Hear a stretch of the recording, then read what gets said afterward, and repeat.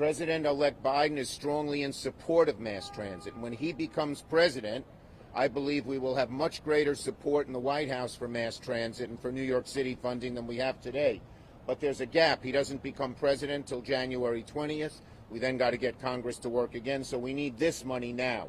This isn't all the money the MTA needs, but it should tide them over for the next 4 to 6 months until we can get a bigger package under the Biden administration. And the vaccines, your thoughts on Well, let me go to stay on this subject first. Yes, sir. On these negotiations, what is it that's holding these negotiations up at this point? It seems like from an outside. Well, the good news on the negotiations is that the Gang of Eight is working hard, and they hope to have something as early as tomorrow morning. It's not everything we all want, but it's a good framework, and I hope everyone can come together around the Gang of Eight. If we don't come to an agreement, we should stay here through Christmas and New Year's because people are suffering. Sorry. If we don't come to agreement, we should stay in the Capitol through Christmas and New Year's because people are suffering. Congress should not go home until we have an agreement. I'm not going to do any negotiations here in public.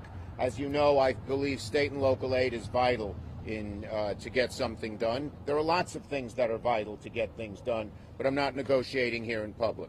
The Gang of Eight, 4 Democrats, 4 Republicans, is putting a package on the floor tomorrow, and that should be the basis for negotiations. Senator, the MTA board on Wednesday is going to vote on a budget that includes some of the draconian cuts that you were just mentioning. Obviously, that budget's commendable, but is this $4 billion too little too late for the MTA? No, they've told us if we get it now, it can save the day.